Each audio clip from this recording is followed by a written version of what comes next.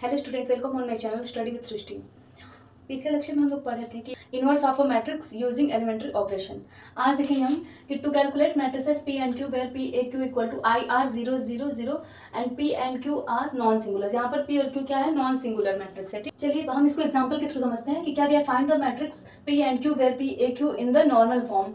यहाँ हमको क्या करना है कि हमको कोई मैट्रिक्स फाइंड करना है पी और क्यू, और जहाँ पर पी और क्यू क्या है? नॉर्मल फॉर्म में होगा। ठीक, और ए इक्वल टू कोई मैट्रिक्स दिया है जिसका ऑर्डर 2x3 का है, तो हम क्या लिखेंगे? A equal to I into A into I. अब देखिए ये हमारा मैट्रिक्स क्या है? 2x3 का मैट्रिक्स है ना, तो जो हम आइडेंटिटी मैट्रिक्स बनाएंगे वो 2x2 का मैट्रिक्स बनाएंगे। मतलब कि रो का ऑर्डर हमारा 2 है, तो हम यहाँ पर 2x2 लेंगे। ठीक, और फिर ये हमारा, तो हम पोस्ट मल्टीप्लाई करेंगे 2x2 के आइडेंटिटी से, और पोस्ट मल्टीप्लाई करेंगे 3x3 के मैट्रिक्स से, और ये हमारा 2x3 है। ठीक, अब देखिए हम क्या करेंगे, अब इसकी वैल्यू हम यहाँ पर पुट करेंगे। ठीक, तो ए इक्वल टू क्या दिया है कि 2 2 -6 -1 2 2, और ये आइडेंटिटी क्या है? हम 2x2 का लेंगे तो 1 0 0 1।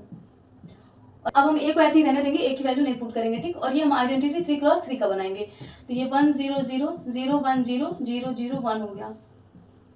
अब देखिए हम क्या करेंगे कि यहाँ पर हम इस मैट्रिक्स को आइडेंटिटी मैट्रिक्स बनाएंगे कोई भी रो या फिर कॉलम ऑपरेशन अप्लाई करके। ठीक, तो क्या करेंगे हम कि अगर हम रो ऑपरेशन अप्लाई करते हैं तो सिर्फ हम इस मैट्रिक्स पे ये ऑपरेशन अप्लाई करेंगे क्योंकि ये प्री मल्टीप्लाई हुआ है। ठीक, और अगर कॉलम ऑपरेशन अप्लाई करते हैं तो सिर्फ हम इस मैट्रिक्स पे अप्लाई करते हैं क्योंकि ये पोस्ट मल्टीप्लाई हुआ है। ठीक है, तो चलिए हम कोई ऑपरेशन यहाँ पर लगाते हैं। तो पहले हम क्या करते हैं? लीडिंग एलिमेंट को 1 बनाते हैं, तो हम R1 में क्या करेंगे? R1 टेंस टू 1/2 R1, हम 2 से डिवाइड कर देंगे। जब 2 से डिवाइड कर देंगे तो क्या होगा? ये 1 और ये भी 1 और ये -3, फिर ये -1 2 2। अब देखिए रो ऑपरेशन अप्लाई करें तो हम इस मैट्रिक्स पे यही ऑपरेशन अप्लाई करेंगे, तो ये 1/2 ये 0 0 1 हो गया, और ये हमारा एज इट इज होगा 1 0 0 0 1 0 0 0 1। ठीक, अब देखिए अब हम यहाँ पर कोई ऑपरेशन अप्लाई कर सकते हैं, तो हम क्या लिखेंगे? R2 की जगह पर R2 प्लस R1, इसको हम 0 बनाएंगे, तो ये 1 1 -3 और ये -1 + 1 0 2 और 1 3 और 2 -3 -1। अब रो ऑपरेशन अप्लाई किया तो इसी में हम अप्लाई करेंगे, तो क्या होगा? ये R1 तो एज इट इज रहेगा, R2 की जगह पर ऐड कर देंगे तो ये 1/2 और ये 1, फिर ये A इंटू 1 0 0 0 1 0 0 0 1। देखिए हम क्या करेंगे कि कॉलम ऑपरेशन जब अप्लाई करेंगे हम, तो C3 की जगह क्या लिखेंगे कि C3 + 3C1। ठीक, अब देखिए ये 1 0 1 3 -3 और +3 0, फिर -1 और ये हम इसमें ये तो 0 ही हो जाएगा -1। अब इक्वल टू ये तो ऐसे ही रहेगा 1/2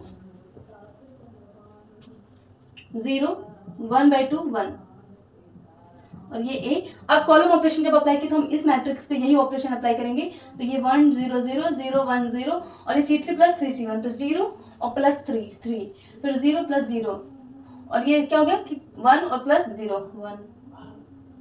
अब देखिए ये C2 के लिए हम क्या लिखेंगे कि C2 + 3C3, ये 1 0 और ये C2 के यहाँ 1 और +0 1, और फिर क्या करेंगे? ये C2 के यहाँ पे हम ये 3 और +3C3, तो 3 - 3 0 और ये 0 -1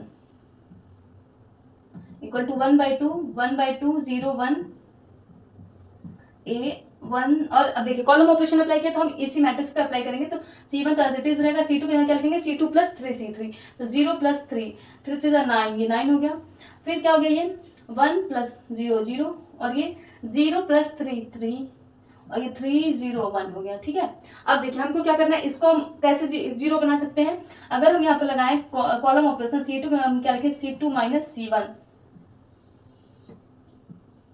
अगर हम C2 - C1 लिखते हैं तो क्या हो गया? ये 1 0 और ये C2 - C1 1 - 1 0 0 - 0 0 और 0 -1। ठीक, इक्वल टू 1/2 1/2 0 1 और इंटू A, और फिर ये क्या होगा?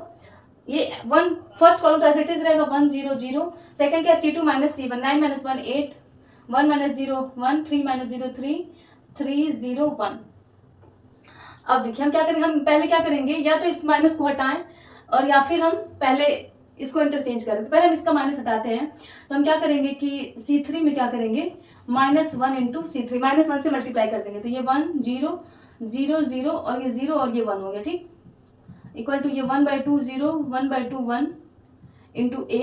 अब देखिए यहाँ पर हम C3 में -1 से जब मल्टीप्लाई करेंगे तो क्या होगा? ये 1 0 0 8 1 3 और ये -3 0 -1। आप देखिए हम कॉलम सेकंड और कॉलम थर्ड को आपस में इंटरचेंज कर देंगे, तो C2 इंटरचेंज C3, तो ये 1 0 0 1 0 0 इक्वल टू 1/2 0 1/2 1 इंटू ए, और C2 C3 को आपस में जब इंटरचेंज करेंगे 1 0 0 -3 0 -1 8 1 3 आगे, ठीक। अब देखिए ये हमारा 2x2 का आइडेंटिटी मैट्रिक्स बन गया और ये जीरो मैट्रिक्स बन गया। अब देखिए ये 2x2 का बन गया, तो ये I2 0, ठीक है, ये नॉर्मल फॉर्म में आ गया। और ये हमारा, हम इसको मान लेंगे P, और ये A है और ये Q, तो हमको मैट्रिक्स P और Q मिल गया, ठीक है, तो ये हमारा आंसर हो जाएगा। अब देखेंगे कि लीनियर डिपेंडेंस क्या होता है और लीनियर इंडिपेंडेंस क्या होता है। लीनियर डिपेंडेंस क्या होता है कि a set of n vectors x1 x2 xn are said to be linear dependence if there exists some scalar c1 c2 cn not all zero। हम कोई सेट लेंगे जिसमें वेक्टर्स की संख्या n होगी, are set to be linear dependent if there exist some scalar, जिसमें कोई हम स्केलर लेंगे वो नॉट ऑल जीरो हो, ठीक है, तो सच दैट अगर हम c1 x1 plus c2 x2 plus cn xn का इक्वल टू जीरो हो। अब लीनियर इंडिपेंडेंस क्या होता है कि a set of vectors x1 x2 xn are set to be linear independent if there exist scalar c1 c2 cn are zero, such that c1 x1 c2 x2 plus cn xn equal to zero. हम कोई set लेंगे जिसमें vectors की संख्या n होगी और जो इसमें स्केलर होगा वो ऑल आर जीरो, तो हम उसको क्या बोलेंगे कि वो लीनियर इंडिपेंडेंस है। अब देखिए क्वेश्चन कह रहे हैं कि so that the vectors 1 2 1 2 2 0 form a linearly independent. अब देखिए इसमें क्या है कि x1 इक्वल टू क्या दिया है 1 2 1 और x2 इक्वल टू क्या दिया है 2 2 0, ठीक। अब हम क्या करेंगे कि हम इस वेक्टर का स्केलर में मल्टीप्लाई करेंगे x1 c1 plus x2 c2 equal to 0। अब x1 की वैल्यू पुट करते हैं यहाँ पर, तो क्या है 1 2 1 c1 plus 2 2 0 c2 equal to, अब देखिए ये हम इसको 0 को 0 0 0 लिख सकते हैं, ठीक। अब देखिए जब हम इसको मल्टीप्लाई करेंगे तो क्या हो गया ये c1 2c1 c1 plus 2c2 2c2 और c2 में 0 से मल्टीप्लाई करेंगे तो 0 इक्वल टू 0 0 0। अब देखिए हम ऐड कैसे करेंगे, हम इसको इसमें और इसको इसमें ऐड करेंगे, ठीक। तो क्या हो गया ये c1 प्लस 2c2, फिर 2c1 प्लस 2c2, फिर c1 प्लस 0 इक्वल टू 0 0 0। अब देखिए ये c1 plus 2c2 equal to 0 हो गया, 2c1 plus 2c2 equal to 0 हो गया, और ये c1 इक्वल टू 0 हो गया।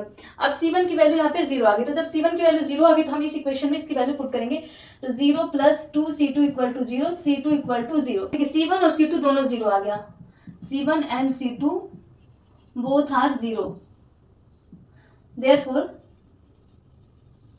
therefore 1 2 1 and 2 2 0 are linearly independent. तब हमारे ये जब ये 0 के इक्वल आ गया, जो हमारा स्केलर है वो दोनों 0 के इक्वल आ गया, तो ये हमारा इंडिपेंडेंट वाला केस है, तो ये हमारा लीनियरली इंडिपेंडेंट होगा। आज के वीडियो में बस इतना ही, फिर मिलेंगे कल नए वीडियो के साथ। आई होप आप लोगों को वीडियो पसंद आया होगा, तो फिर मिलेंगे कल नए वीडियो के साथ। Thanks for watching my video.